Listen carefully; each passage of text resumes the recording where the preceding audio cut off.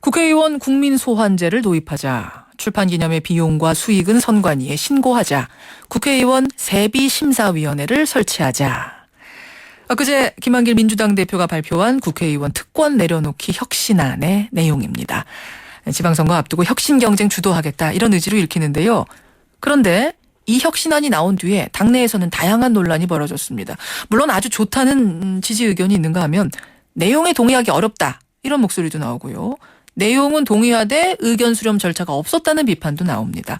의원 특권 내려놓기보다 강한 야성 회복이 먼저라는 주장까지 나오는데 이러다가 민주당 갈등이 깊어지는 건 아닌가 이런 분석도 있지요.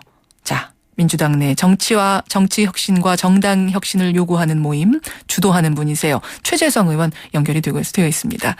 최 의원님 안녕하세요. 안녕하세요. 요즘 민주당이 시끌시끌합니다. 이 김한길 표 혁신안 자체가 원인입니까? 아니면은 다른 문제가 복합적으로 있는 건가요? 그 문제를 제기하는 분마다 조금씩 그 뉘앙스가 다른 것 같고요. 예. 또 그것이 복합된 형태로 또 제기되는 분도 있는 것 같습니다. 그 말씀은 혁신안 자체가 미흡하다는 분도 있고 혁신안 도출 과정에 문제가 있다는 분도 있고 그 외에 지도부에 대한 불만을 내재했던 불만을 터뜨리는 분도 있고 이렇게 복합적이다. 그렇습니다. 아주 다양하다고 봐요. 그렇군요. 이런 것들이 섞이니까 밖으로는 더 시끌시끌하게 보이는 건데 그럼 좀 하나하나 보죠. 우선 그 혁신안은 어떻게 보세요, 최재성 의원님? 저는 그 특권 내려놓기라는 것이 오랫동안의 이제 관행이었고 예. 어떻게 보면 또 합법적인 것도 있거든요. 그러니까 논리적으로나 또 관습상 그것이 불편하거나 어색할 수 있는 겁니다. 또 무리해 보이기도 하고요. 예. 그러나 저는 국민들이 원한다면 또 그것이 진짜 특권이라면 내려놓는 것은 감당해야 된다고 봅니다. 다만 지금 정치의 위기나 특히 민주당의 위기, 네. 정당 불신 이런 것이 특권 내려놓기만으로 해결될 수 있는 문제냐. 그런 측면에서 본질적인 접근을 결격했다 이렇게 보고 싶고요. 그래서 더 강도 높고 본질적인 접근이 필요하다고 저는 생각합니다. 지금 나온 혁신안 자체가 문제다. 거기에 반대한다라는 의미가 아니라 오히려 이거보다 더 강한 본질로 갔어야 한다. 이런 지적이세요. 그렇습니다. 거꾸로 반문해 볼 수 있는 거죠. 출판기념회 그 비용을 선관위에 신고하면 예. 정치개혁이 될 것인지 의전실을 사용 안 하면 정당 불신이 해소가 되는 것인지 그러면 그것만으로 안 된다는 결론이 나올 수 있거든요. 그럼 지금 정당 위기의 실체가 예. 진화하고 있는 국민들과 점점 괴리가 커지고 있는 거기에 있기 때문에 정당의 혹은 정치의 과도한 위임된 권한을 국민들에게 돌려주는 정당 구조의 아주 혁신적인 전환이 필요하고 그것을 저는 직접 민주주의를 파격적으로 열어라, 그 시스템을 만들어라 이렇게 요청하고 있는 것입니다. 그걸 빼놓고 그런 실체를 빼놓고 특권 내려놓기에 집착하는 것은 대선 때 어설픈 안철수발 특권 내려놓기 경쟁과 좀 다를 바 없지 않느냐 이렇게 생각하는 겁니다. 안철수발의 특권 내려놓기 경쟁이 어설펐는데 그것을 따라하는 것 정도밖에 안 되는 걸로 지금 보인다. 지금 정당 구조의 혁신 말씀하셨는데 어떻게 해야 정당 구조 혁신이 되고 더 본질적인 이 혁신이 되겠습니까? 우선 제가 주장한 것이기도 하고요. 우리 모임에서도 논의가 됐습니다만 지금 정당이 국민들의 통로를 특히 지금 민주당 시스템에서는 완전히 차단하고 있거든요. 그래서 2002년도 이후로 국민 경선은 하나의 그 시대적 흐름이었고 또 국민들의 지지를 받아왔던 경선 방식인데 이런 것도 지금 국민 참여 경선으로 봉쇄해 버렸습니다. 그게 소위 말해서 당원 주권론이라는 것이거든요. 그런데 지금 당원이나 대의원들 실체가 유럽처럼 자발적 당원에 기인한 오랜 역사성을 갖고 있는 안정적 부대가 아니고 지구당위원장이나 국회의원들이 모으고 또 대의원들은 임명하는 그런 구조이기 때문에 이건 국회의원 주권론하고 다를 바 없거든요. 그래서 직접 민주주의를 확대하기 위한 이 시대적 요청과 거꾸로 가고 있기 때문에 그것도 잘못됐다. 그래서 더 넘어서 정책 결정과 정책 생산 또 정당의 시스템에 참여하는 방식까지도 완전히 열어서 오히려 위임 관계의 역전, 국민에게 위임하는 이런 역전을 일으켜야 된다. 이런 생각입니다. 더 나아간 어떤 본질적인 혁신을 필요로 한다. 그러면은 일단은 오늘 지금까지 나온 혁신안, 김한길표 혁신안 놓고 의원총회를 열어서 이게 통과할 건지 말 건지 정한다는데 일단 지금까지 나온 혁신안 통과는 되리라고 보세요? 저는 뭐 의원님들마다 의견이 다른데요. 우선은 안 맞죠. 2차, 3차 혁신안도 또 대표가 내놓으신다고 했잖아요. 예. 그럼 그걸 다 하고 뭐 지지안을 토론을 하든지 해야 되는 것인데, 그런데 지금 1차 나오고 또 지지안을 하고 뭐 이런 방식도 조금 제가 보기에는 납득이 잘 안 가요. 그러나 현재까지 나온 안은 그것만으로는 되지 않지만 그거는 당연히 해야 되지 않느냐, 이런 의견으로 통과시켜야 된다. 정리되어야 된다고 봅니다. 알겠습니다. 지금 김한길표 혁신안 둘러싼 논란을 먼저 짚어봤는데 사실은 설 전부터 1월 초부터 당내에서는 지도부 비판하는 목소리가 계속 나왔습니다. 그 안에는 최재성 의원 목소리도 있었지요. 네, 그렇습니다. 정확히 어떤 부분에 대한 지도부의 문제 제기입니까?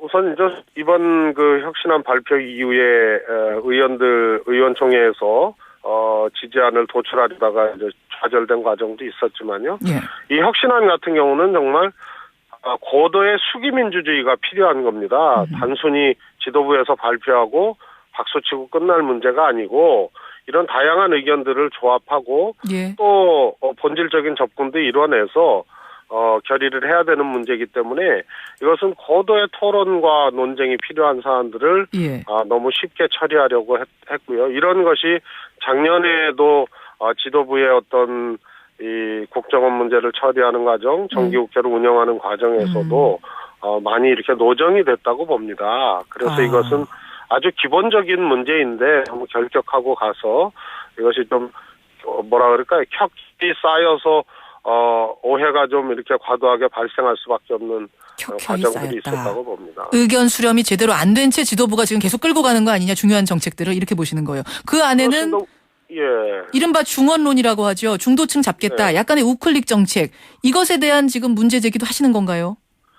그렇습니다. 그런 것을 포함해서 충분히 논쟁할 가치가 있는 것이죠. 그렇지 않습니까? 그래서 지난 대선에 대한 어떤 반성적 성찰로 우리가 중도층이나 중원에 대한 문제를 너무 등한시했다 해서 고려해 볼 수 있는 문제인 것인데 그것이 한 사람의 주장 내지는 또 어떤 일단의 그룹의 주장으로 또 지도부의 주장으로 그대로 노정되는 것이 과연 맞는 것인지 훨씬 더 밀도 있고 과학적인 검증 또 충분한 토론을 통해서 총의를 모아 나가야 되지 않나 싶습니다. 지도부에서는 나름대로 또 이거 충분히 토론해서 정한 거다 이렇게 얘기하시지 않을까요? 충분히 토론 안 하셨어요? 뭐 저는 별로 기억이 없습니다. 그렇게 보시는군요. 김한길 대표가 이제 이런 얘기가 계속 나오니까 어떤 경고를 하셨었냐면 당내에다가 대고 지금 총질을 하지 말아라. 이러면은 누가 웃겠는가? 밖에서 더 좋아하지 않겠느냐? 이런 말씀을 경고한 적도 있는데 거기에 대해서 뭐라고 답하시겠어요? 이 내부 잡음에 대한. 저는 저 같은 경우에는 이제 개인적으로 지도부라든가 원내에 끊임없이 필요한 부분에 대해서 토론 요청을 하고 만나고 그러거든요. 그래서 의원들도 충분히 문제 제기할 내용이나 이런 것들이 있으면 만나서 얘기를 하는 것은 의원들의 하나의 권리이자 또 그렇게 해야 될 또 책무도 있는 것입니다. 그래서 의원들도 그렇게 자발성에 기초한 제기들을 해야 되는 것이고요. 또 지도부가 의원들이 당내 의사소통에 대한 문제의식을 느끼고 그것을 외부로 표현했다라고 해서 그것을 직접 공개적으로 말씀하신 것은 그것도 저는 부적절했다고 봅니다. 정치라는 것이 안에서도 얘기할 수도 있고 바깥에서도 얘기할 수 있고 그런 것이죠. 그렇게 보세요. 지금 하여튼 이 분위기라면 지방선거 어떻게 전망하세요? 그래서 혁신해야 되는 것이고요. 국민들에게 오랫동안 뭐 여야 불문하고 이렇게 불신을 안겨줬던 정치가 고만고만한 경쟁, 최선의 선택을 할 수 없는 아주 오래된 과정들을 끊어내는 아주 가혹한 자기 혁신이 있어야 된다고 봅니다. 그것이 있지 않으면 지방선거 구도 자체는 아주 야권에 안 좋은 것이거든요. 특히 제1야당인 민주당이 아주 안 좋은 구도입니다. 안철수 신당이 나와서 야권을 뭐 지금 분열시킨다고 할까요? 뭐 민주당 생각에는 분열이라고 생각하시겠죠. 그리고 새누리당은 지지율 강하고 이런 상황은 상당히 민주당이 안 좋은 구도다. 그렇습니다.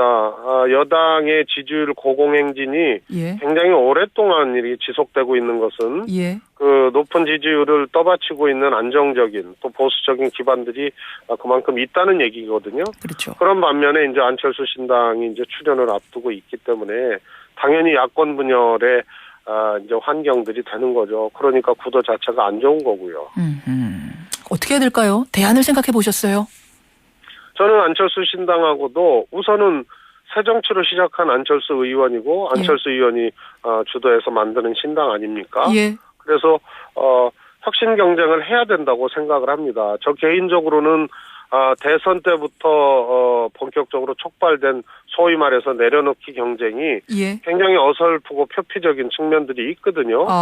그래서 그런 것을 뛰어넘는 구조적인 혁신, 난 그것이 정당이 국민들에게 접수당하더라도 예. 직접 민주주의의 시스템과 원칙을 충분히 구현해내는, 그것은 개별적 내려놓기보다 훨씬 더 가혹한 정당의 집단적인 기득권 포기거든요. 연대냐 아니냐 이 차원을 떠난단 말씀이시군요. 그러니까 야권 그렇습니다. 연대냐 아니냐.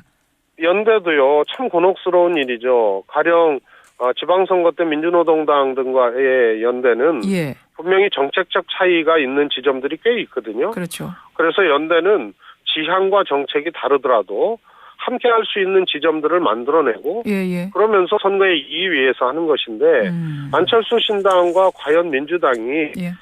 안철수라는 이름 말고 무슨 내용적 차별성이 있느냐, 이렇게 봤을 때 이것은 연대라기보다는 같은 지향과 같은 정책을 가지고 세력만 달리 있는 형국이기 때문에 예. 사실상 연대의 가치가 성립되지 않는 아주 이상한 그렇게 보시는 거군. 결국은 본질적인 혁신만이 우리가 살 길이다. 그렇지 않으면은 대패입니까?